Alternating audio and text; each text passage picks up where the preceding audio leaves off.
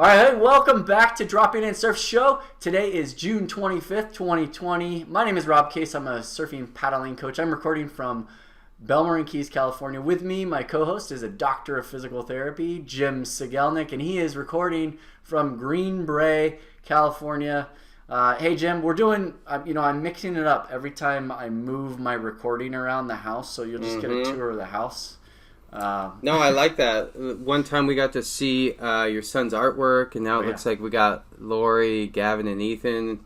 Oh, yeah. At a lake or something. So that's me. That's not Lori, but... Sorry. I look feminine at times. Yeah. You have such soft skin. I do. If I pull my hair back... No, that was Crater Lake. And cool. Highly recommend. Have you been there with the kids? I have, yeah. My dad lives in Oregon. So I've been there a number of times. I grew up going to Lake Tahoe and thought Tahoe was the most beautiful water on this planet. But then I went there, and the kids, you could see they're pretty young in that picture. They went to the rim, and they just stopped and just stared. And I was like, holy cow. This is amazing. They're quiet, they're still, and they're looking at nature. Nature is making them do this. I was amazed. But yeah, that's pretty incredible. It's a pretty unbelievable place. Yeah, no, there's definitely a feeling you get like no other there. Like that power of water or whatever you want to call that. It's like, what do they say? It's like the deepest lake in the States, maybe 7th deepest in the world. Someone check my facts, but it's You're right, big body of water. Yeah, you're right on 7th, and I think it is the deepest in the States, if I can remember correctly. We did the Junior Ranger program for the kids, and cool.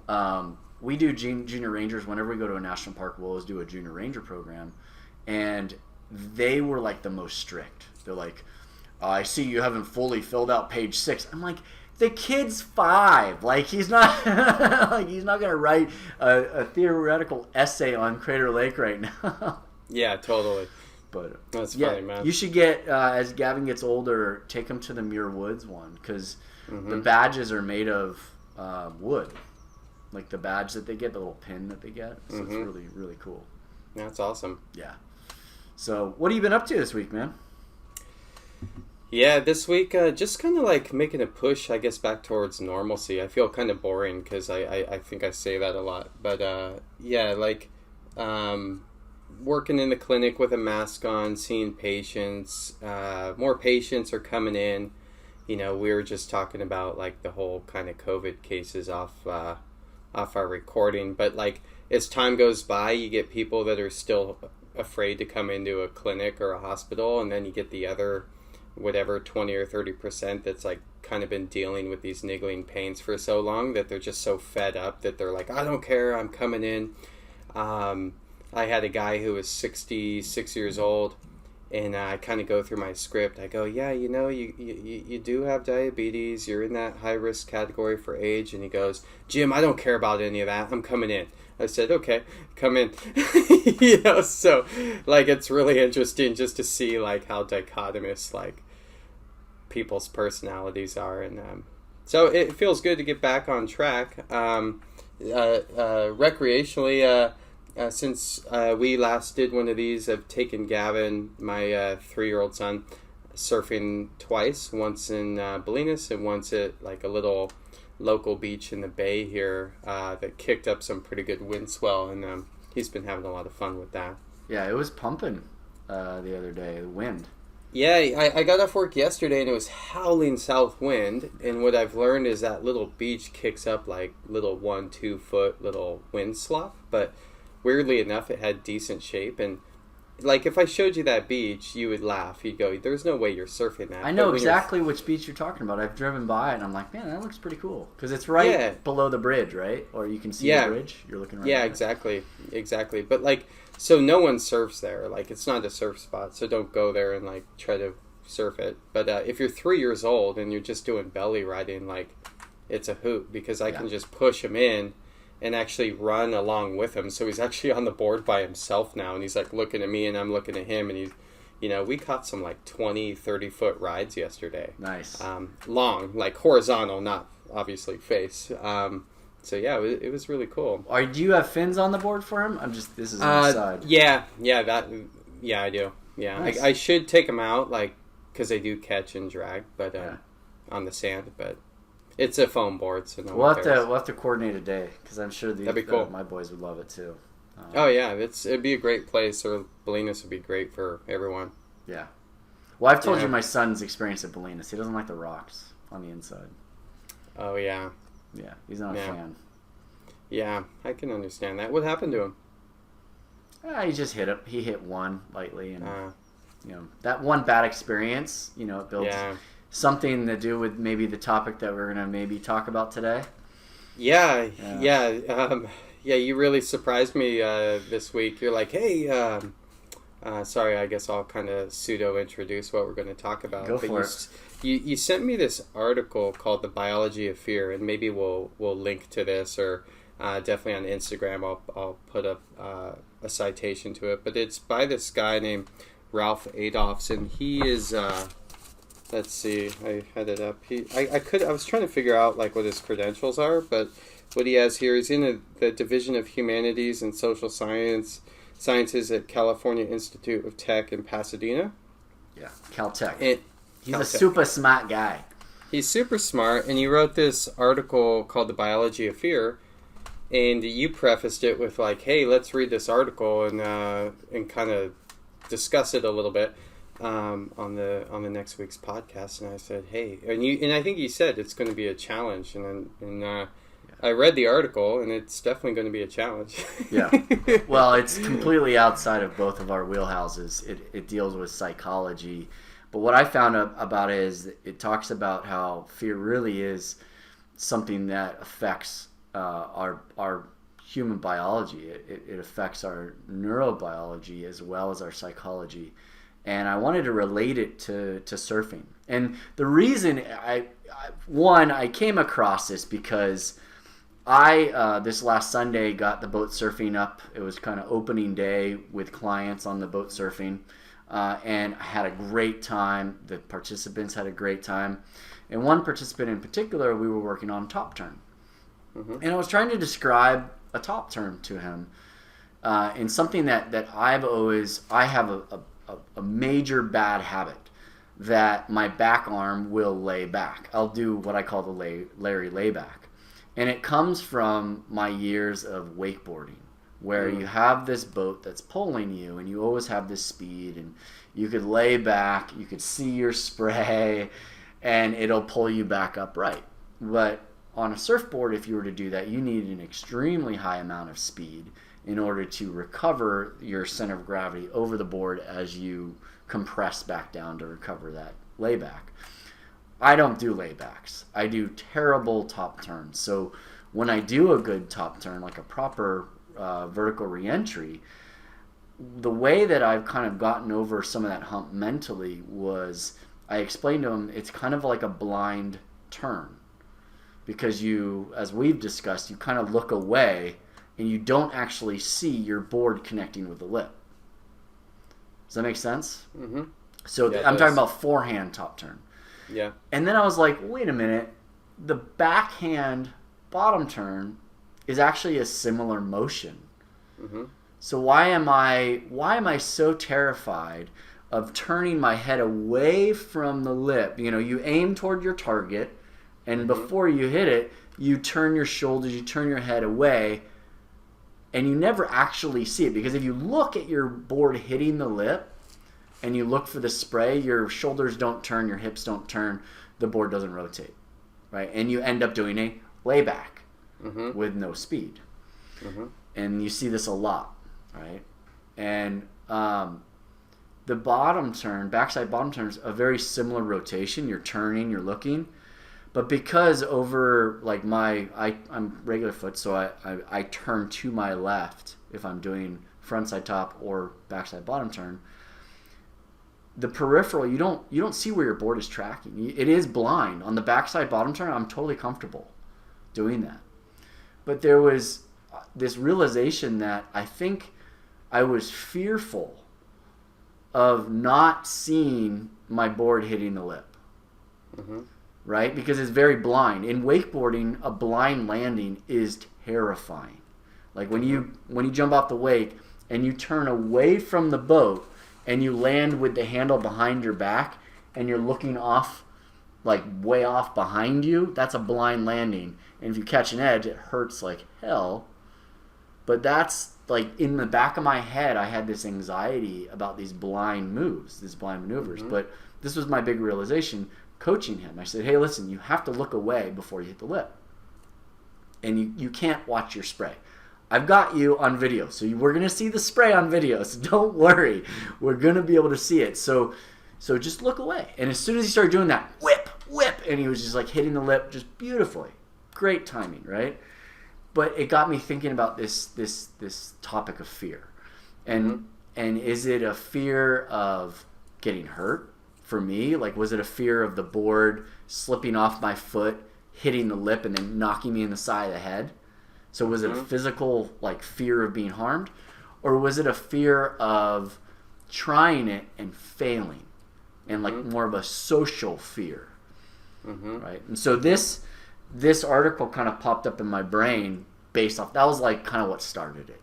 And it got me thinking about all sorts of different questions. So at first, I guess, have you ever experienced something like that? Like, in your surfing, like, your progression, like realizing, I'm kind of fearful of doing this one thing because I don't know how it's going to turn out, or I'm fearful that I'm going to fail and people are going to laugh at me.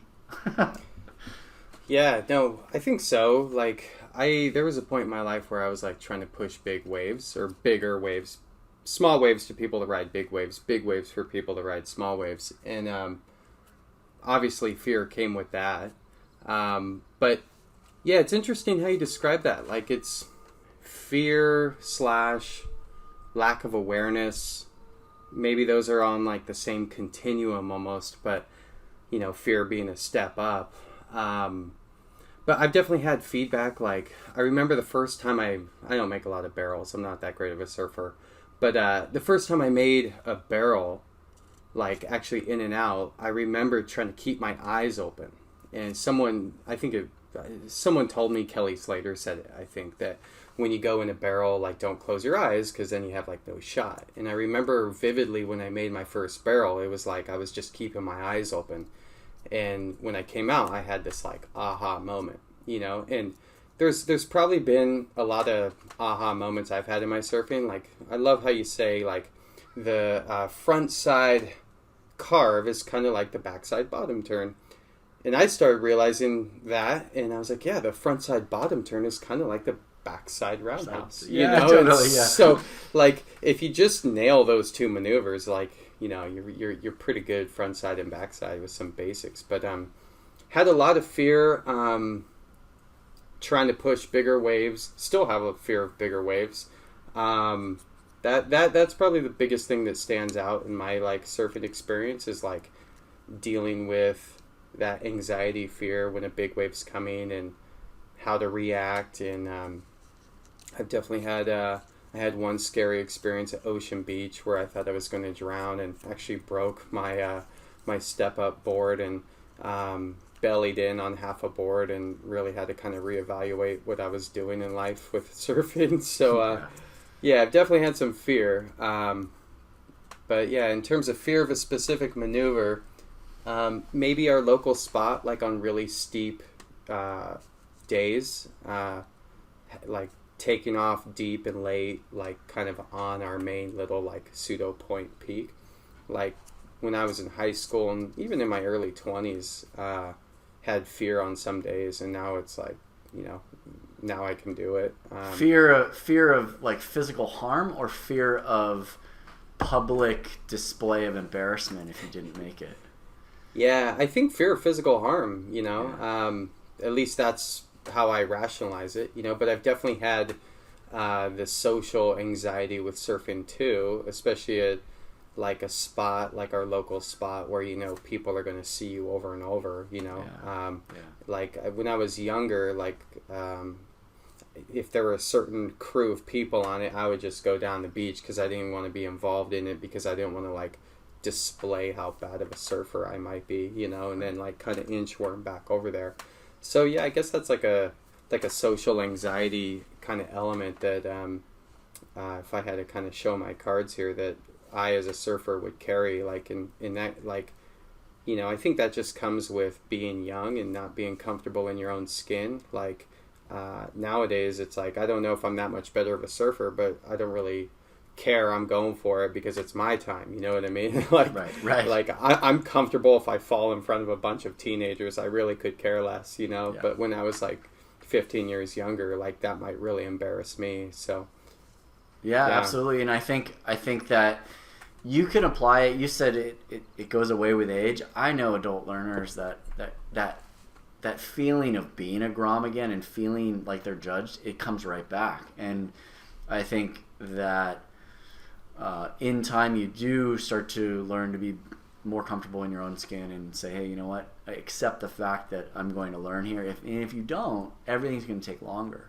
Mm-hmm. If you have that fear of public embarrassment, let's say, and that fear of trying new things, it's just going to end up taking longer, you know, to get to where you want to progress to. But anyway, I wanted to go through this. I had highlighted a few things, and then I'll pose some questions for you that relate to surfing.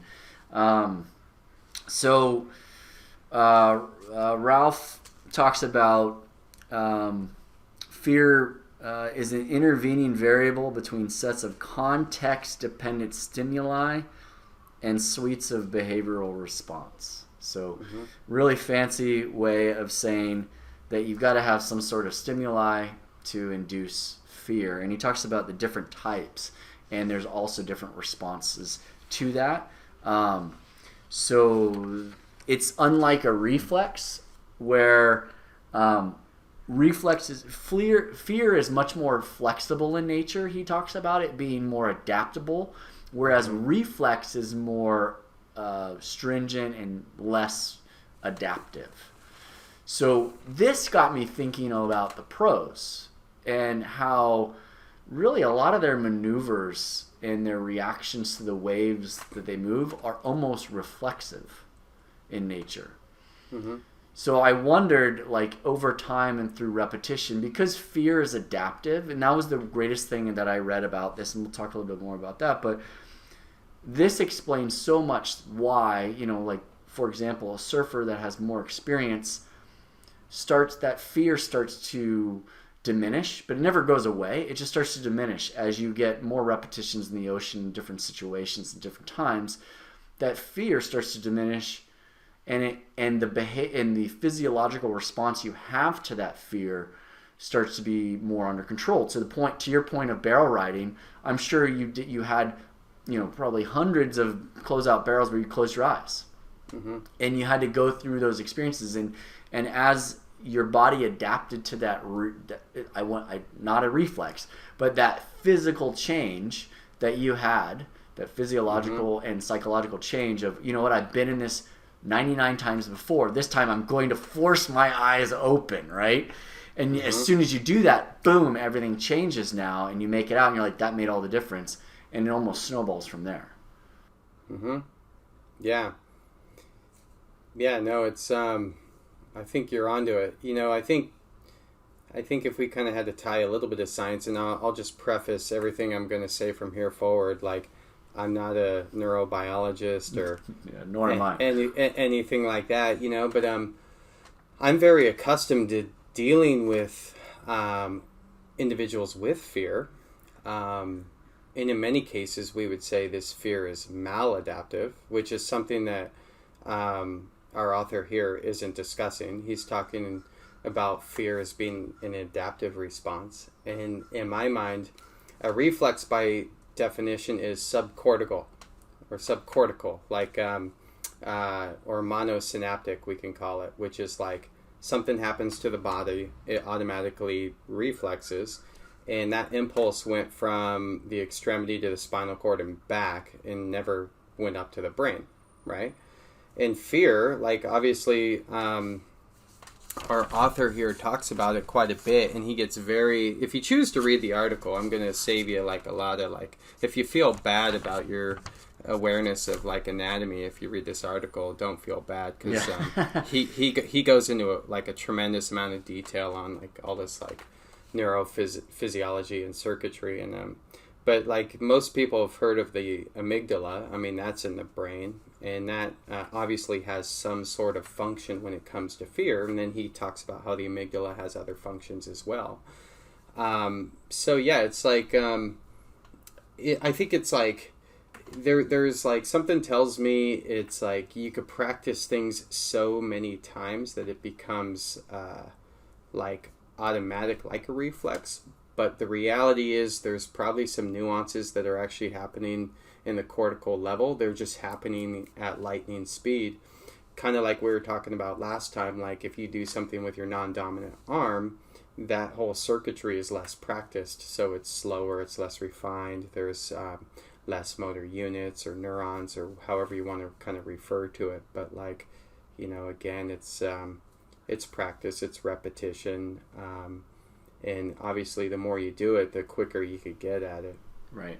Yeah, no, I liked how he did talk about fear and the different pathways through the amygdala. It's not just going into the amygdala and going out. There's several different combinations of different types of fear responses. And so, as Jim pointed out, feel free to go to town on that section because it is very deep. And actually, this whole study was actually just saying that we need more studies on fear. I mean, that's basically what he wrapped up saying. I wanted to talk real briefly about the types of fear section because he says the most common distinction is between fear and anxiety. Fear is an adaptive state elicited through confrontation with a threatening stimulus. Anxiety is more of a tonic state related to prediction and preparedness. So I like this because I know a lot of surfers, and talking about big waves at Ocean Beach, I would be very anxious as I paddled out. I'd be very anxious while I'm waiting for waves. And it was almost like this prediction of, it wasn't fear, it was like just this anxiousness, like, oh my gosh, oh my gosh, oh my gosh, oh my gosh. And just knowing it's kind of like, when a surfer freezes up, is it really fear-induced or is it anxiety-induced, right? And how you might be able to trick the brain once you kind of realize one over the other. And I'll give you a great example. So on our Indo trip, I had this lady surfer who's an amazing lady surfer. You know her. She surfed on the U.S. amateur team, and she surfs amazing.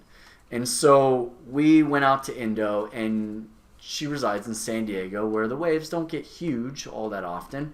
And Indo is pretty powerful and very intimidating.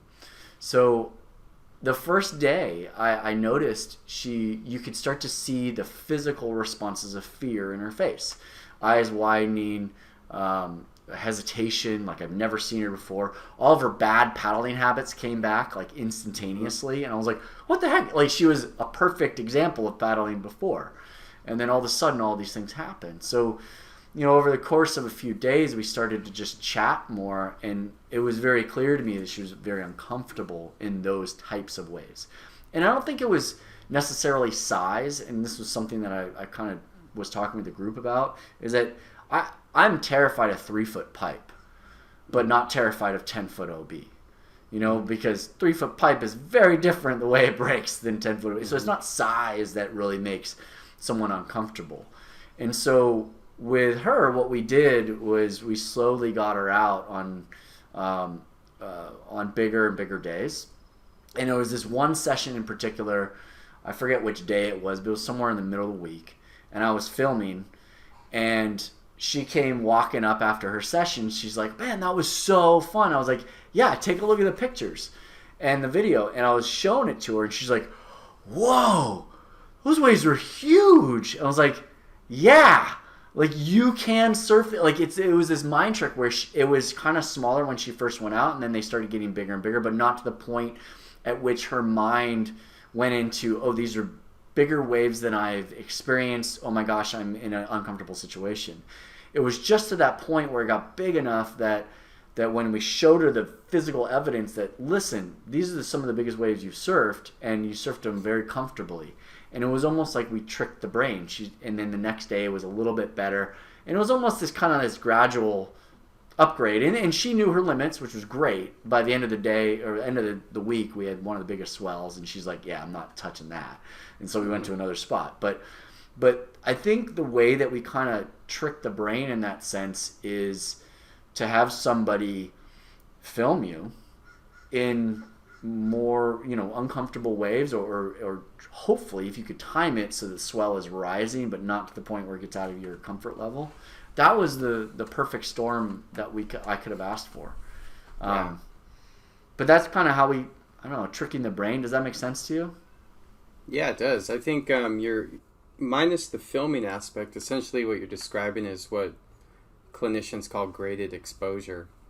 And our guy here, our author, does talk a little bit about that, but essentially and I'm going to bring it back to what I know, like chronic pain. Like, there's a lot of fear that's involved, typically fear of movement, what's referred to as kinesiophobia, attached with pain. And so a common example of that would be like, hey, I got this chronic low back pain. I don't bend anymore because I believe bending is bad for your back, and many people have told me that. I've Googled that. I've confirmed that. So I don't tie my shoes because I feel it in my back, and I have this visual that my disc is going to explode. And so, like one of the ways we get over that, number one, bending's not bad for your back. We know that now. There's different kind of variations of bending under different loads and things like that. But generally speaking, bending isn't bad for your back. So an example of graded exposure would be to be on your back and bring your knees to your chest. Or one knee to your chest, two knees to your chest, then sit and bend a little bit, or do like a cat and cow. And the word trick kind of comes up because oftentimes one of my techniques is I'll have people do that, and people don't even realize that their spine is actually mechanically doing the same thing. And I'll go, your back is bending there. And then they go, oh, whoa, I didn't realize that. And then you can Jim, stop. Yeah. Yeah. Let me contact my attorney. No. Yeah. And then you can take it a step further. So you pick up the activity that increases the perceived threat in the individual slowly over time. So it's like you could try to deconstruct it and try to gradually increase the threat as time goes on. And I think in your case, in Asu, was I think she probably had enough time there to kind of see it, and then she was able to maybe have a day that maybe she was borderline with, and then when she did it, she realized she could do it, and so then it's okay, what's next? Oh, that's too big. Let me find something in between. And guys like Greg Long kind of talk about that,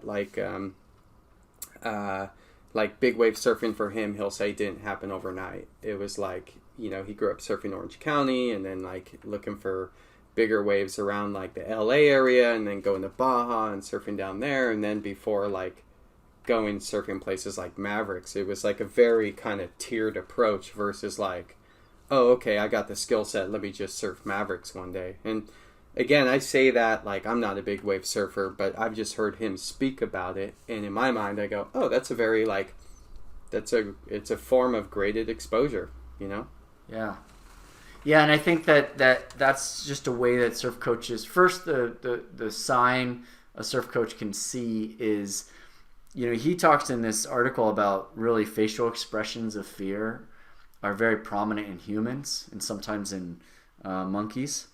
But body postures, alarm calls, and they all elicit fear behavior.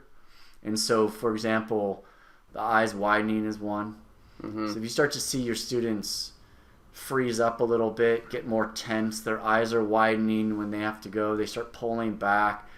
These are all those kind of signals that say, hey, maybe we should take a more graduated process towards where we're headed with this. Mm-hmm. Mm-hmm.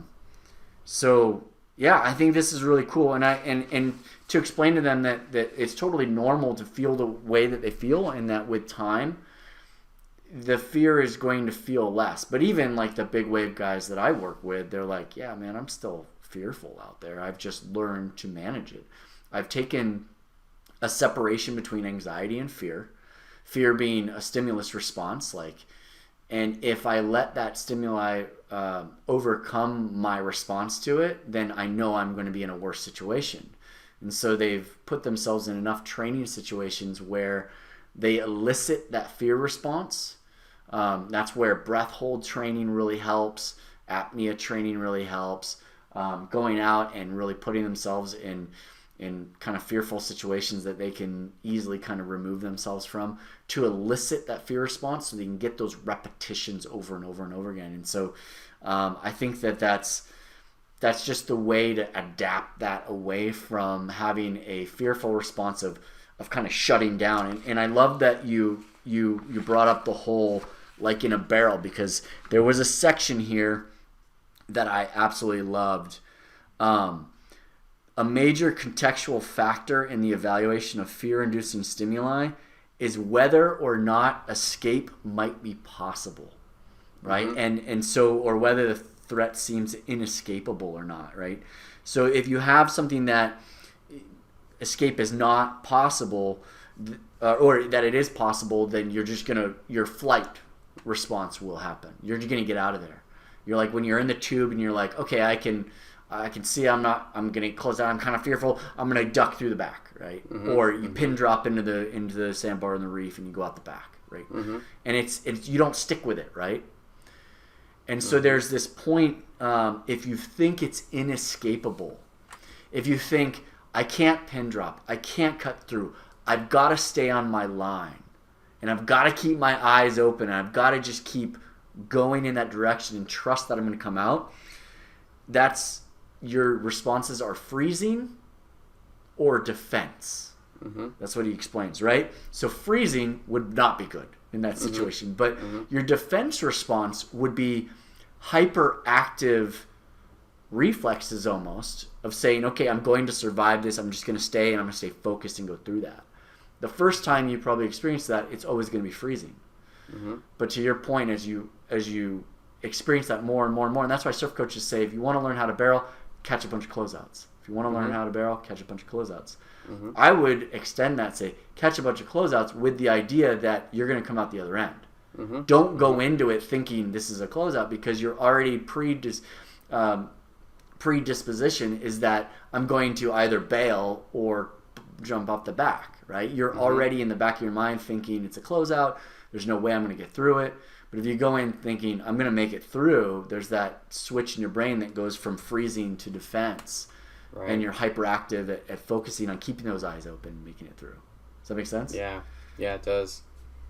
Yeah, no, I like it. I think it reminds me of, I heard Tom Carroll tell a story where he was on a boat trip with some buddies, and they were, I think it was Indonesia, but again, I'm going to butcher that reference. But he was talking about some really big waves that him and his buddies were trying to get into and surfing, and they were kind of like messing around. Yeah. And they just started like body surfing them. So they had a jet ski, and they would pretty much do like toe-ins or toe-ats, and they would jump off and body surf them. Yeah. And it was kind of like, it sounded like they were doing it just to like crack each other up almost. Yeah. And but like it, like you can't like not get hammered when you body surf, right? And so he was like, man, I was scared to even surf it, but after getting crushed body surfing, like it changed the whole context of what surfing that wave was even like. Like he had already gone through the worst part. Yeah. And so within that session, he was quickly able to change the context of fear. And I think it kind of, so he made it less fearful by already taking like the worst part out of it and surviving, right? Yeah.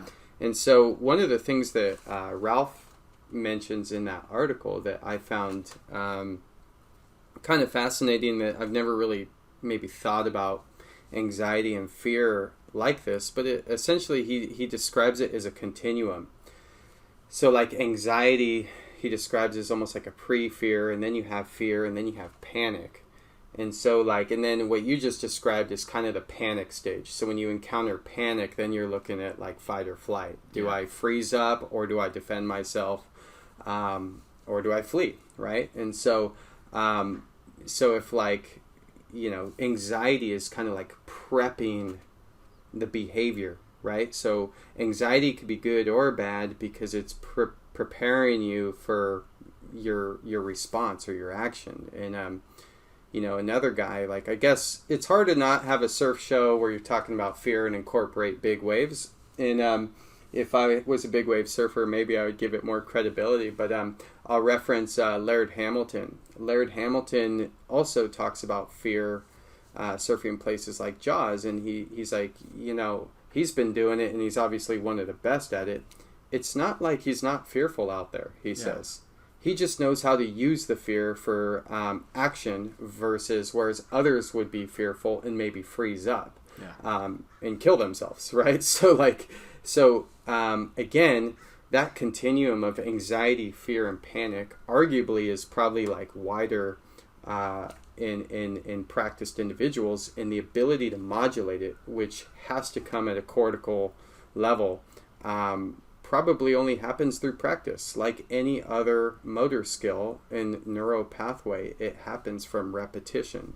That's kind of the whole idea of motor learning. And essentially what we're talking about here is repetition through a state of emotion, fear. And so just like you could practice paddling in a pool and then take it to the ocean, you could practice fear. Like if you were wanting to get into big waves, you might watch big waves on YouTube, and then you might take it a step further and go in the ocean. But it's kind of that whole graded exposure. Like I mentioned the NOI group last podcast, and these guys more or less have come up with different techniques of graded exposure, and on the bottom end would be visualization.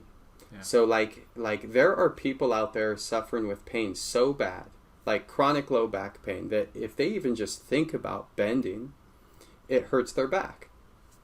Right? Is that psychosomatic? Definitely not. It's very neurophysiological, but essentially what guided imagery or visualization is doing is it's activating the same centers in the brain, or the same areas in the brain that actually doing it does, just at a lesser degree.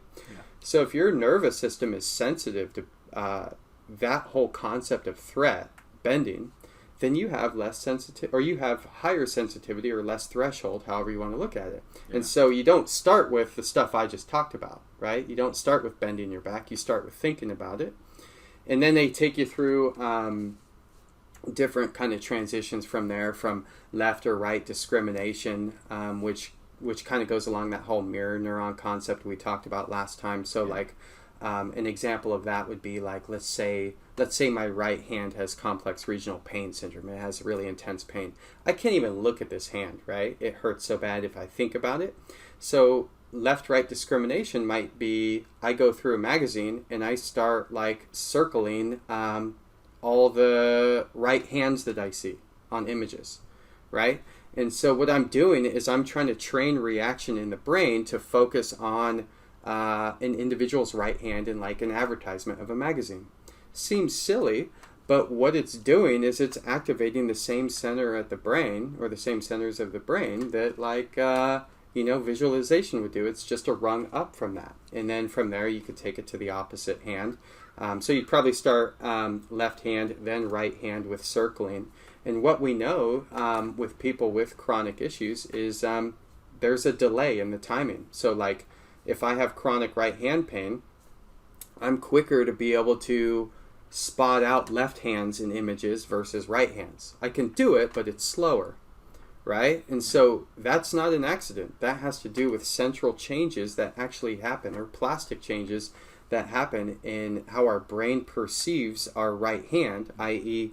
our threatened appendage, and we lose the signaling a little bit. It gets what we call smudged, meaning the areas in the brain are less refined. They're more diffuse, which might explain the diffuse nature of pain. Mm-hmm. Right? So when I have chronic pain, very rarely does it follow an anatomical distribution that makes sense to doctors, right? Like doctors are very used to going, oh, where's your pain? Is it on your pinky? Okay, that's C8. Thumb is C6. Oh, it's here? That's a C7 pattern, right?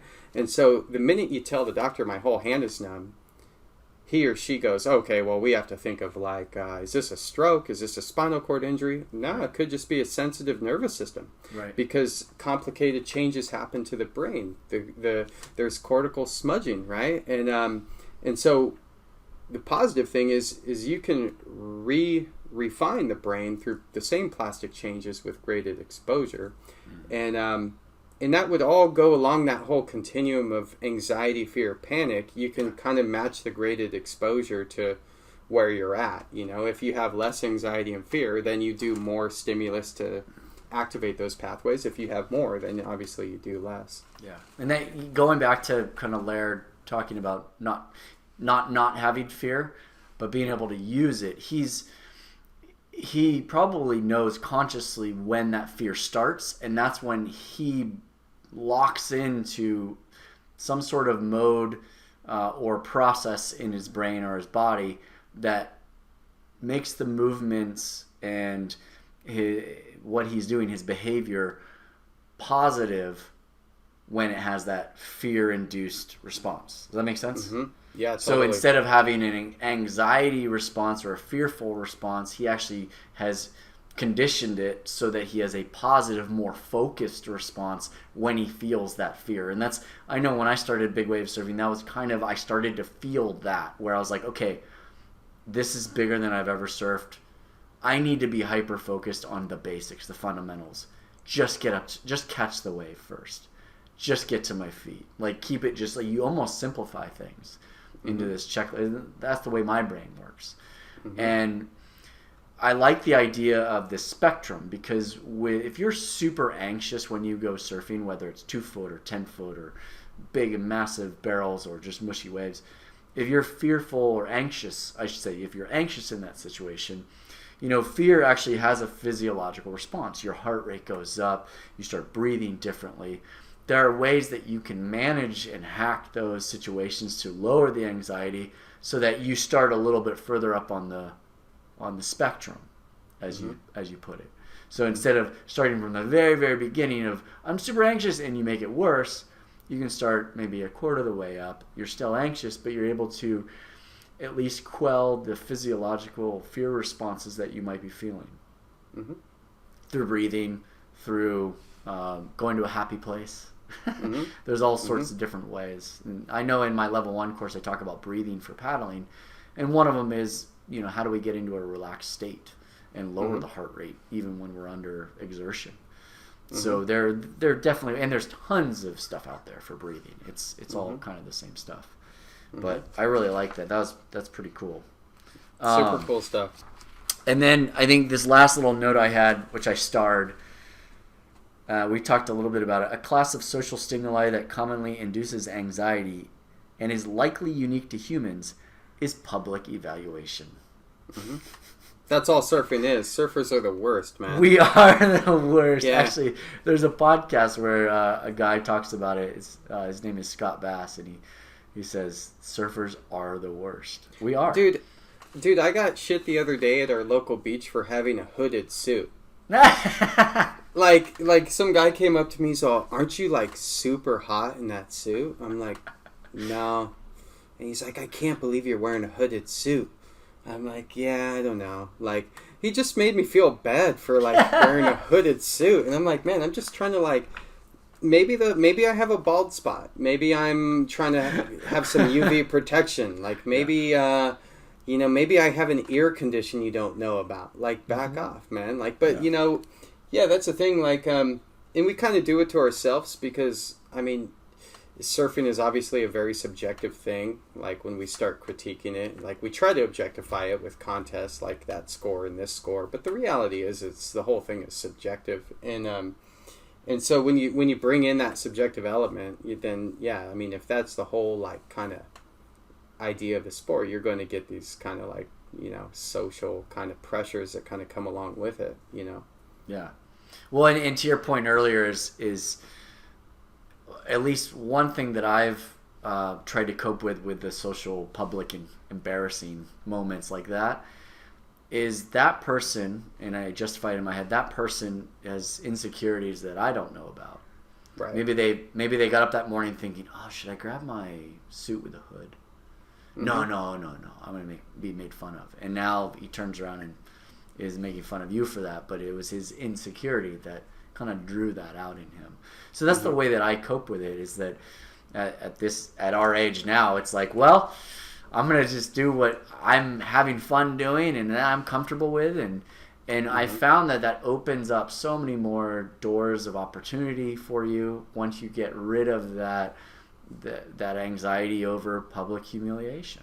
And as an adult learner, as a new learner to anything, it hampers your progression when you are hung up on how you look while you're doing it, or you feel ashamed of what you're doing.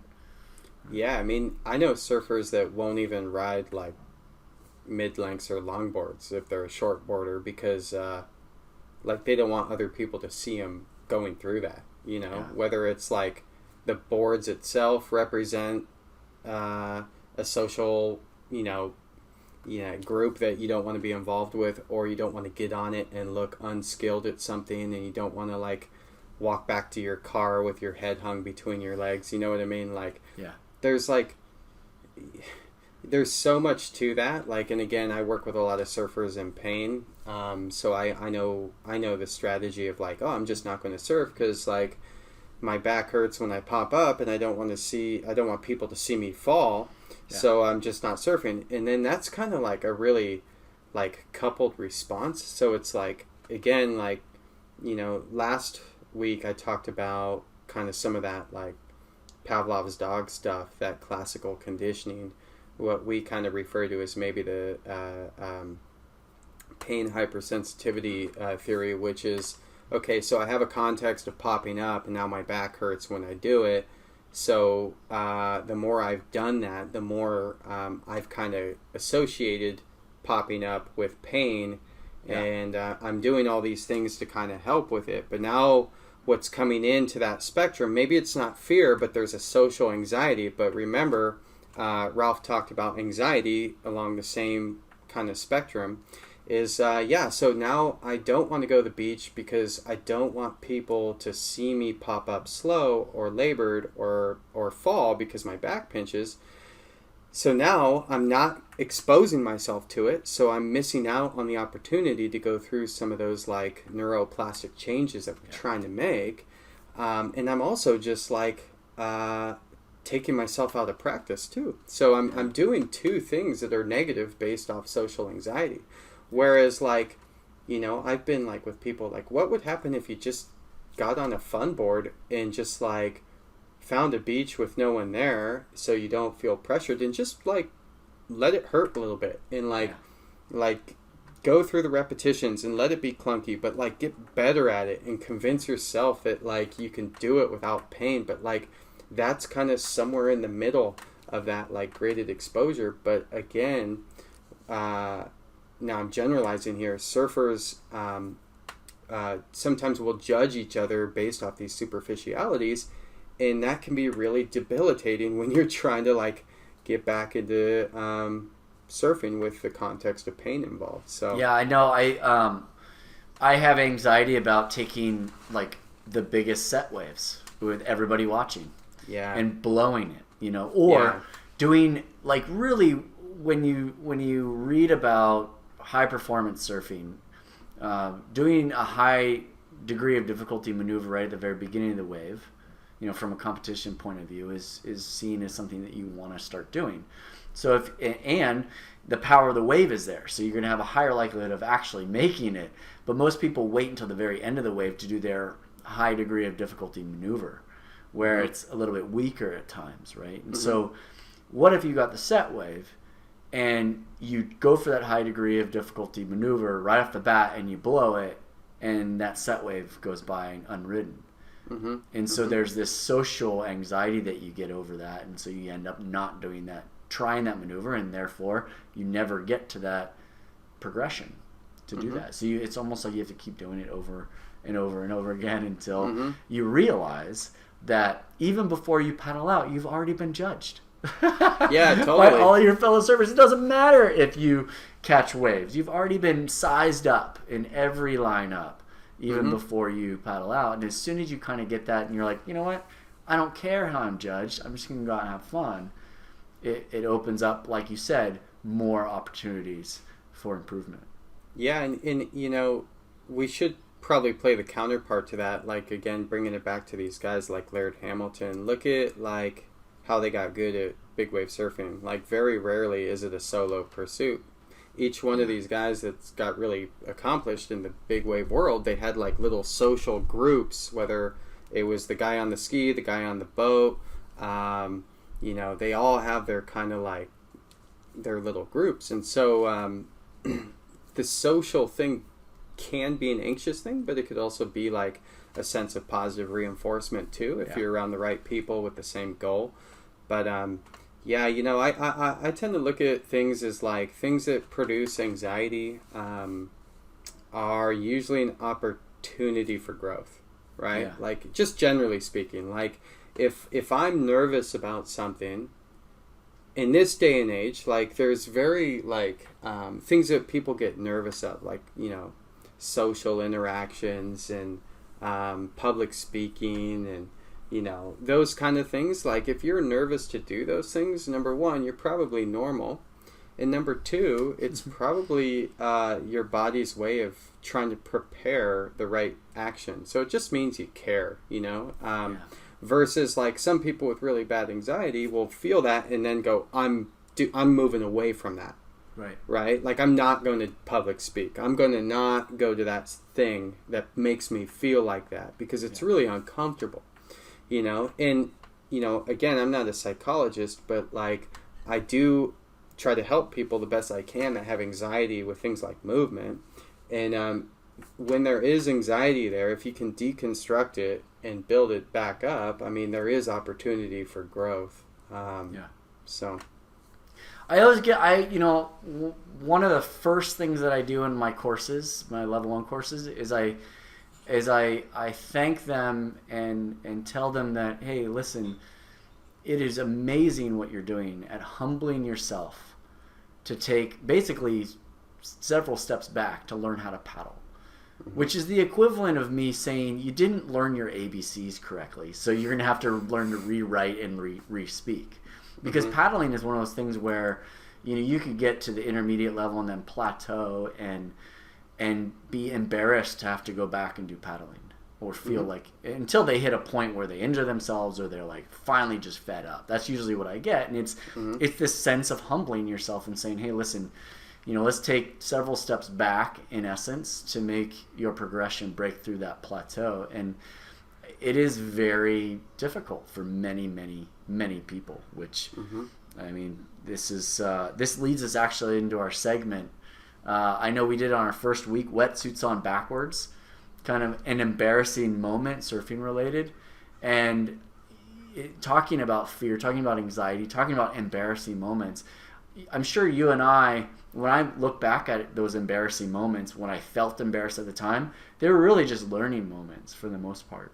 Now that I look back on them, so I'll share one with you, and then I want to hear if you've come up with one different than last time. I remember my surfing group liked to film, and they like to put like little Taylor Steele-esque cuts together with music and do a premiere and all that stuff, right? And so I always felt like anxious being filmed. But I remember I had enough clips, and and I hadn't seen the clips yet, and they showed it at the quote-unquote premiere of all our friends. And I look up on screen, and it was like, Rob's section, and I was just like, that's not me. No.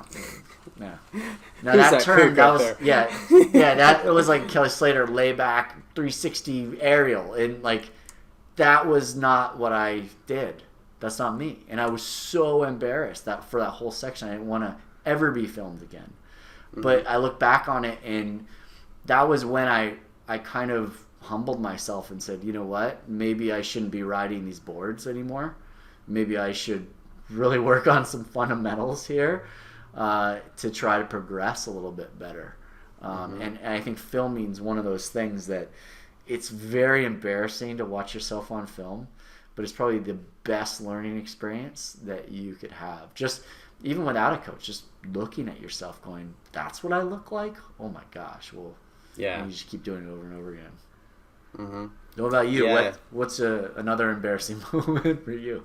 Well, I've had a very similar kind of thing with filming. You know, you think you surf like Kelly Slater, and until you watch footage or see pictures of yourself. I remember I was in Costa Rica with a couple friends. I was, 21 years old, maybe, and when you're on a surf trip at like a surf hub, there's surf photographers on the beach, right? And they're just rattling off photos all day long. This is how these people make money. And then they come to you because they know you're a tourist. And then they go, hey, I got a bunch of great shots of you. Whatever, $15 for this. Back then it was CD, right? Yeah. So I remember buying this CD with these photos on of me. And like, again, we like put it in the computer, and like my buddies and I are all like watching each other. And I remember like clicking through these pictures going like, there's no way in hell that's me. And I see my face, I see my board shorts, I see my board. I'm like, yeah, like everything's right. But like, man, that guy sucks at surfing. And it's like, and it's like the biggest like, yeah, like, no, I've been there. I think a lot of people have been there. Now I joke like you've even had pictures of me and you're like, oh, I got a picture of you. I'm like, I need to see that in a dark room before I let anyone else see it.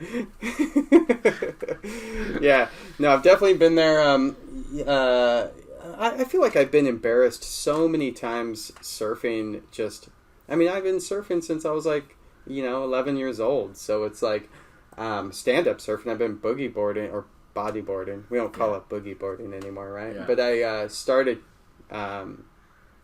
like riding waves when I was like 6 or 7, and but yeah, so it's like inevitable that something embarrassing would happen. Like when I first got my driver's license, right? Like I'd go to the beach, and I had one experience where I put the board like vertical, leaning on the car. Yeah. And of course the wind blew it over in front of all the cool guys, and my board just like crunched the rail in front of everyone. I'm like, oh yeah, I know what I'm doing. Like I can't tell, like I've tripped running out to the lineup, like, flat on my face. Oh, that's always a fun one. Yeah.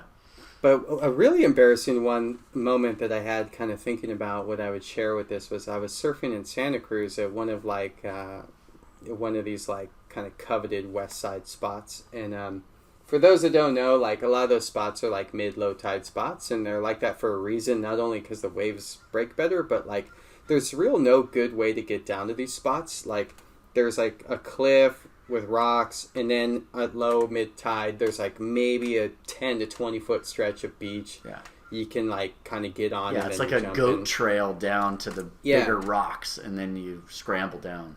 Yeah, and so when the tide's high, a lot of those beaches aren't there, and so it kind of like fills up the bowl, and then like if you were to go in, you'd have to like, think of like going midway down the goat trail, and then you'd have to like jump into the water, which is really sketchy depending on the spot you do it. And so I was surfing with a buddy. This is like, I don't know, 12 to 15 years ago, and we were surfing right before dark because we were staying overnight in Santa Cruz, and like we were just really excited to surf. And it was like a mid-high tide going high right at dark, and I was like, "Oh man, it's so good! No one's out there. We're on it." And this is back when I had a little bit more like courage. I mean, stupidity as a surfer. Like it was bigger. Like it was 10 plus foot faces, and I'm out there, and then. Next thing you know, it's time to go in, and my buddy went in the same way we went out, and he ended up like crawling up this rock, and like I was like, wow, that looked really sketchy. I'm looking at this from the water, and I'm like, oh shit, how am I going to do this? And so like I'm like paddling back in towards the cliff, and I'm like kind of playing Frogger because the waves are so consistent, and like I realize that there's no beach there. I'm like, oh man, like I don't even know how to do this. I have to like come right into this middle rock. And then, like, I'm going to have to do something to my board and, like, climb out while these, like, successive waves are trying to drill me on this rock. And I'm, like, there for a half hour trying to figure it out. And I'm getting closer to the rock, and my buddy's on the rock, like, yelling, hey, another wave coming. And I'm, like, going back out to sea and duck diving another 10 waves and then trying to come back in. And I'm like, I'm going to die out here, And next thing you know, there's like 20 people on the cliff. Like, I was gonna say that's the perfect amphitheater. That whole the whole cliffs. Yeah, and if you know anything about Santa Cruz culture, like no one cares. Like they're all drinking Slurpees as entertainment, watching me freak the hell out. They're like, should we call the Coast Guard? No, this looks entertaining. This is way too fun. This is like better than Judge Judy right now. Totally. And so eventually I just found a seam and went for it. And I remember getting up to the rock, ditching my board, and just kind of like spackling myself like a barnacle. Like on this rock, and just took like 3 waves, like like, and just like ended up like don't let go of the rock, don't let go, like it's trying to pull me off, and like took 3 waves super hard where I like just white knuckled the rock and ended up crawling up the rock with my board kind of dangling behind me on the leash, and I made it, and I was happy to make it, and I just remember these like Santa Cruz guys like giving me the sarcastic clap, like. You know, and I just felt like such a loser, but like I don't know, like I was scared and embarrassed, and that's my story. Great story. And if any of the listeners have ever been to Santa Cruz West Side, you know exactly what he was feeling there. Oh yeah, exactly. Well, hey man, thanks for sharing. Like I said, those embarrassing moments are learning opportunities and stepping stones once you realize they're not all that bad. Now you know not to go out at night with a rising tide. Yeah, no, I hear you. No, I appreciate you bringing up the topic. I think it's good to share vulnerabilities, and we all got them, and it's okay. Like, those are opportunities for growth, and I mean, it's okay to laugh at yourself sometimes too during the process. So all the time, man. All the time. Yeah. So. Well, cool, man. That's all I got for this week. I still have a few topics I'm still working out the math on, but I'm excited to do this again next week. You around for the holiday? Yeah, we're just hanging out. So cool. Yeah, we're around. Cool. We'll figure out a time to do this again next week. And thank you guys for watching and listening. Feel free to subscribe, rate us a 5-star. We like 5, right, Jim? 5's good. 5 is pretty good. Yeah. Yep. Or keep it a speakeasy and just keep it to yourself. Either way, we thank you so much for the feedback as well. We got a ton of great emails. Really, really awesome to hear from you guys. That means more to us than a 5-star, honestly. It's just hearing that you guys are enjoying it and are entertained. So until next week, we'll see you in the water. See ya. See you guys.